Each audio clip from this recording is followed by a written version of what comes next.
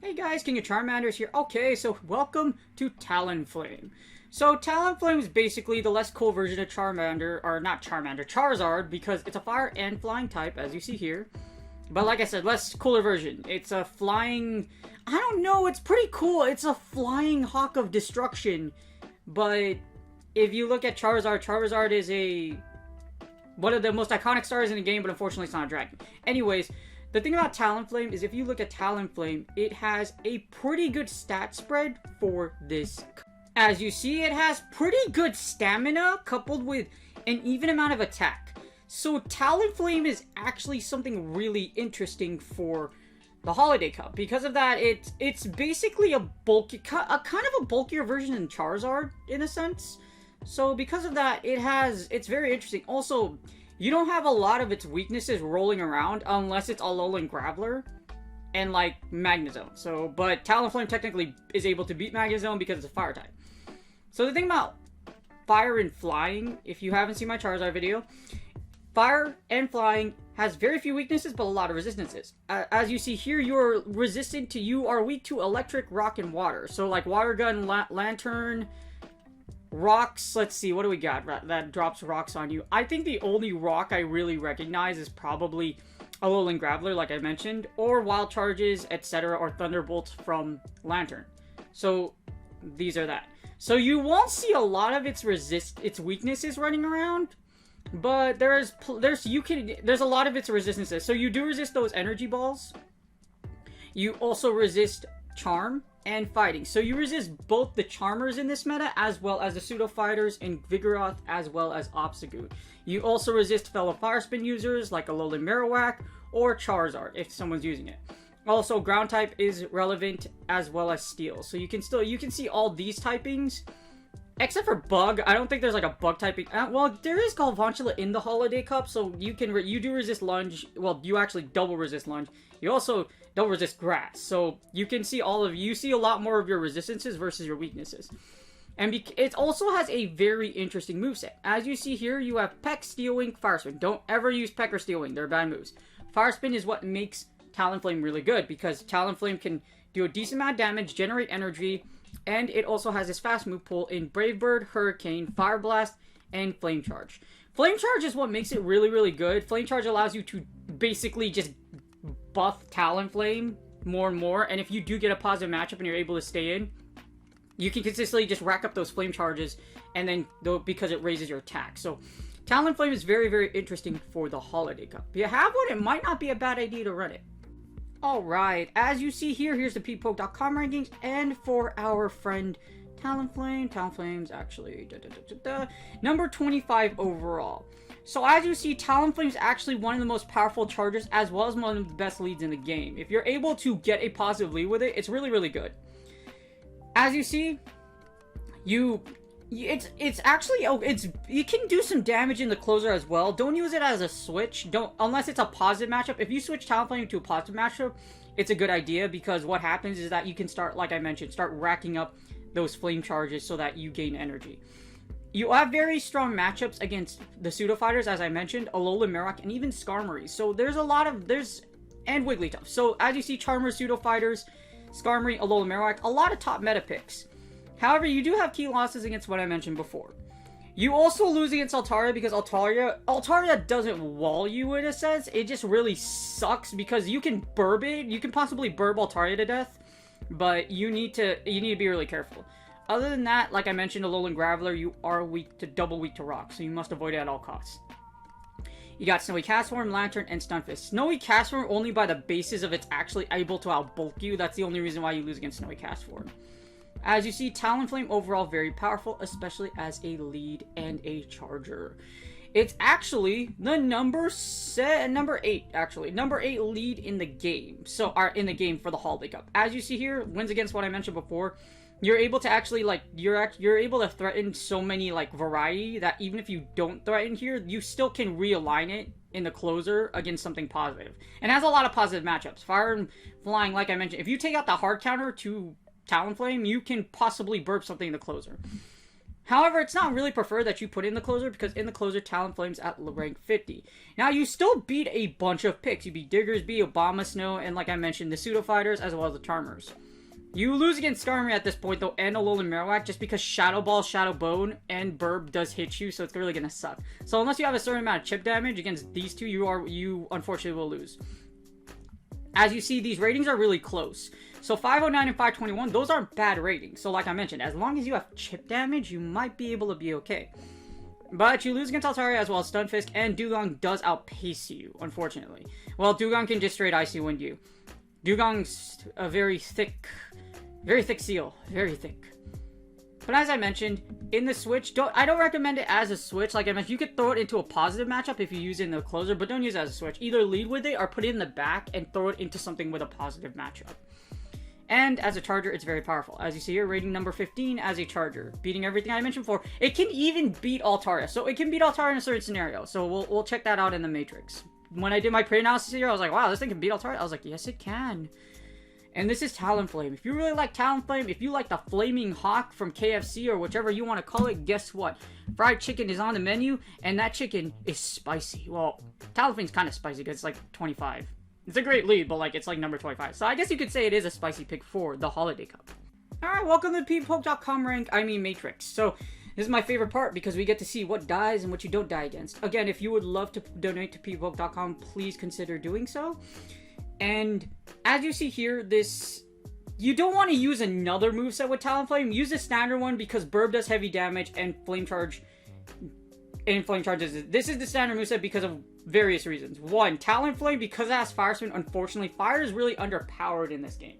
Like I mentioned, Fire Spin is not that great of a move. Yes, it deals a decent amount of damage and it gives you energy. However, because it doesn't charge or outpace a lot of things like Mud Shot, Snarls, it's very difficult to use any other moveset other than the standard one, as you see right here. Plus, Fire Spin plus Talonflame's attack is usually good enough to last against a lot of things. So here I already put the 2 shield. As you see, I put the 2 shield, we hit battle, and here you go. As you see, Talonflame has a great matchup against Obama Snow, while anything with fire is going to melt Obama Snow, sadly. So, Obama Snow goes down. You lose against Altaria and Dugong, because Dugong's a water type and Altaria is a dragon type. So that means your fire spins are resisted.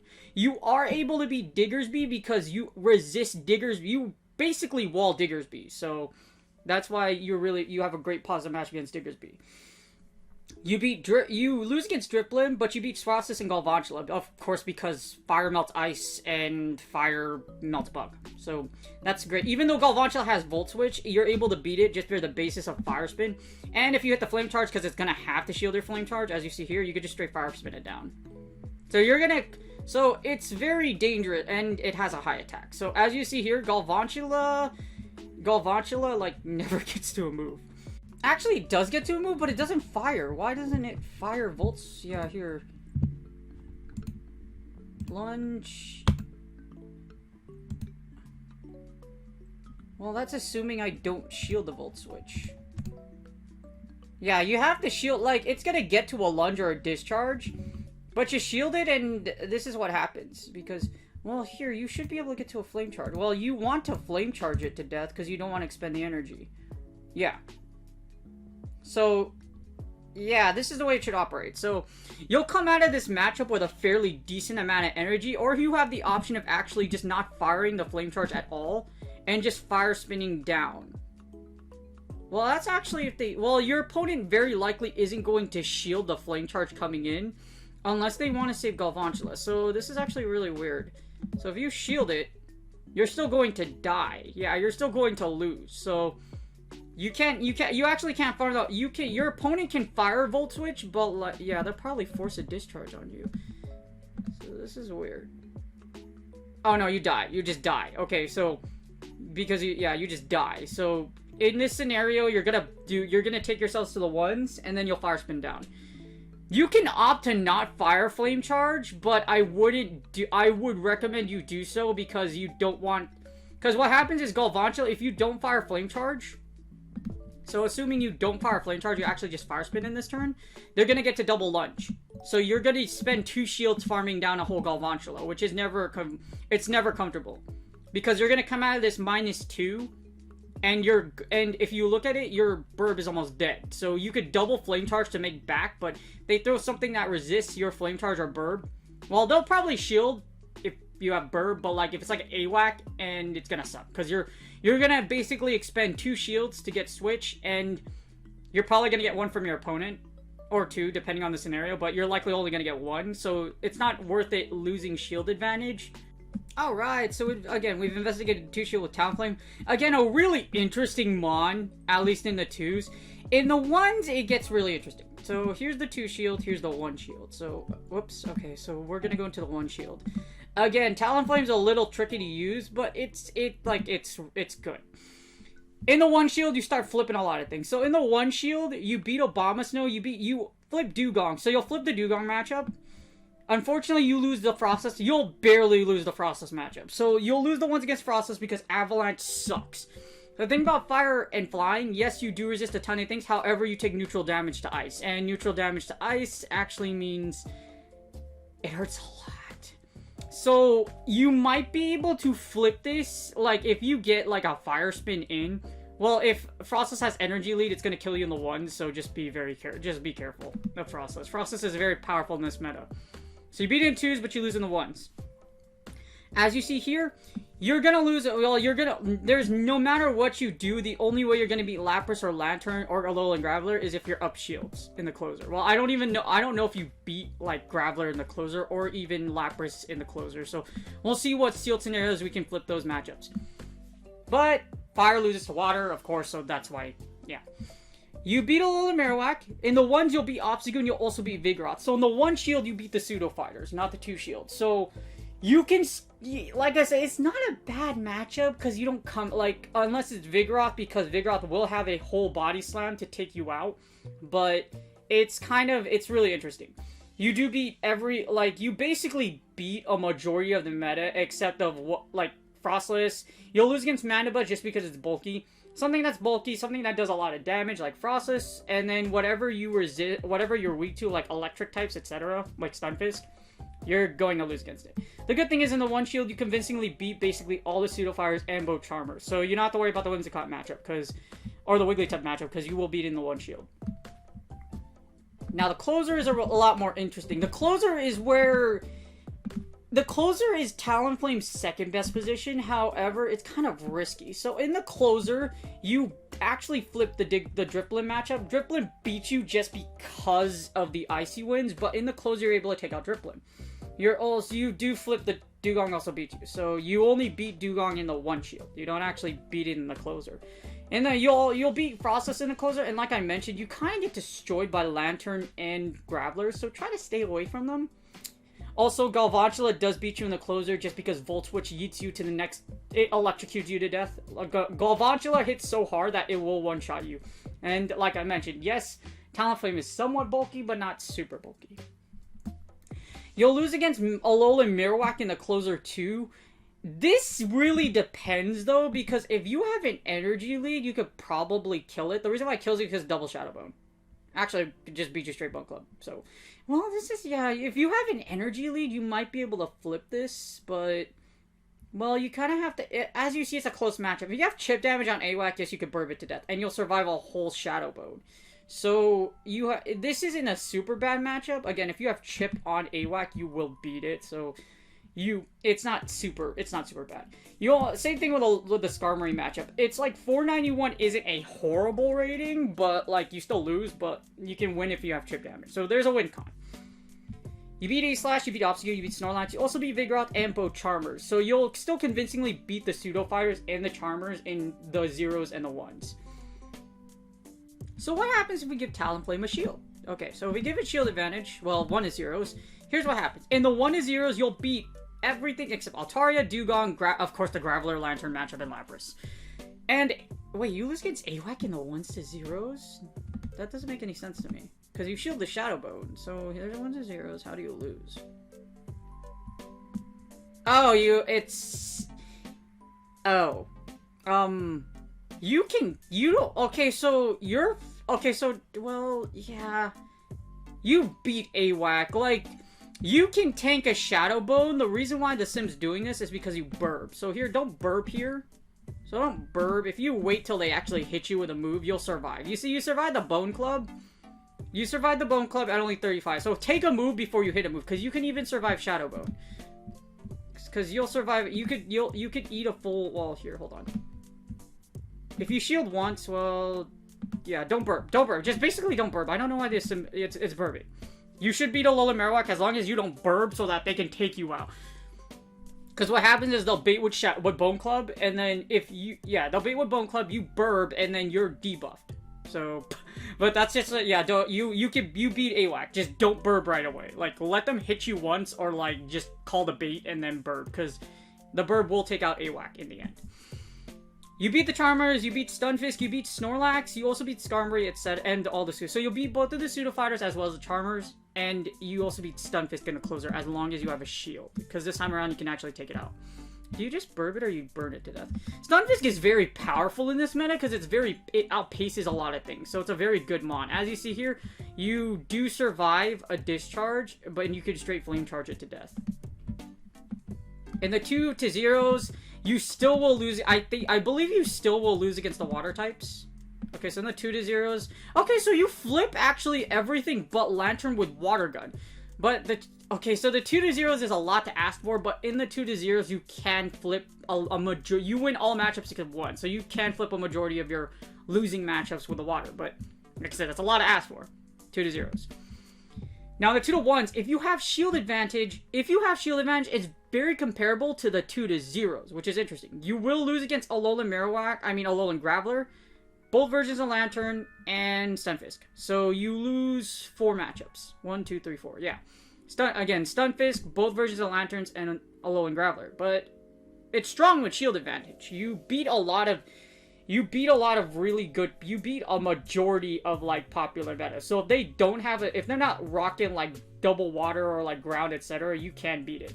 Again, just make sure you avoid Alolan Graveler, because Alolan Graveler is like a nightmare. You literally only beat that thing in the 2-0s.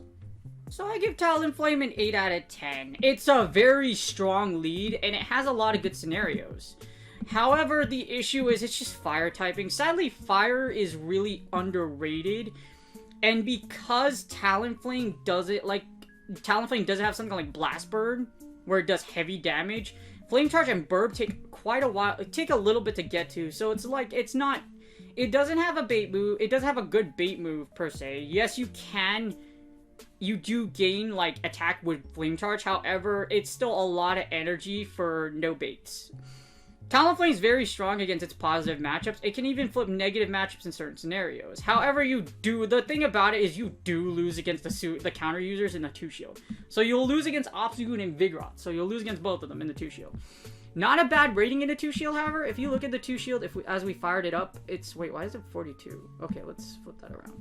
Let's reload this, because I don't, yeah, okay, so, yeah, why is it 2-shield? Okay, so, oh, that's in the 1 and 2, that's why I'm like, why is it going like that? Okay, it's 2-1, there you go. See, you still win against 71% of the match. 71% is really good, so that means you'll win against a lot of leads. You just have to watch out for, like I said, the ones that, the waters, the rocks, and the electric type. So as long as you look out for those, you even beat Magnezone in the 2-shield, so as long as you look out for your weaknesses, you should be okay. Also very powerful in the 1. So in the 2-1s, Talonflame is very powerful. The 1-shield is Talonflame's best position because you actually beat a lot of things. As you see, 63%, which isn't great. However, you flip the Dugong. You're able to flip Dugong matchup. You can also flip, I think, in the 1-shield. Also, you're able to convincingly beat both the Charmers and the Pseudo Fighters. I guess that's Talonflame's greatest strength, is that it's a lot of fun, but there are better leads out there. That's the issue with Talonflame. It's just there's better leads out there. So Talonflame, if you try to pop it in a team, oh wait, hold on. Whoops, I didn't read that. Yeah, if you try to pop it in a team, it's just there's not a lot of things out there that if you put Talonflame as a lead or a closer, it can do well, but it's just there are better closers out there. its coverage is not that great. That's the issue. Yes, Burb kills a lot of things, but let's see. If you put it with Vigoroth, here's what happens. So if we put it with Viggy, you could probably have a good core, good coverage. But as you see here, it still doesn't do much. If we put it, let's see, if you put it with something like Magnezone as a closer, just as a thing. So Viggy save switch, Magnezone closer. As you see here, and then you have coverage, but your bulk is kind of death. So it's just hard to like, it can do well. It can do well, don't get me wrong. However, the 2-shield scenario is what makes it really iffy. Again, if you want to use Talonflame, it's a great mod to use. Just be very aware of like the scenarios you lose. Because example, if you try to still like, if you laugh at that Vigoroth and you're like, haha, you don't beat me in the 2-shield because your fighters, your counters are resistant. Nah, that's not true. Vigoroth does work out. Vigoroth is bulky, and Vigoroth will body slam you to oblivion. So just be careful. If you guys like this video, please like and subscribe, and I will see. Good luck on your Go Battle League sets, and I will see you on the next Holiday Cup video.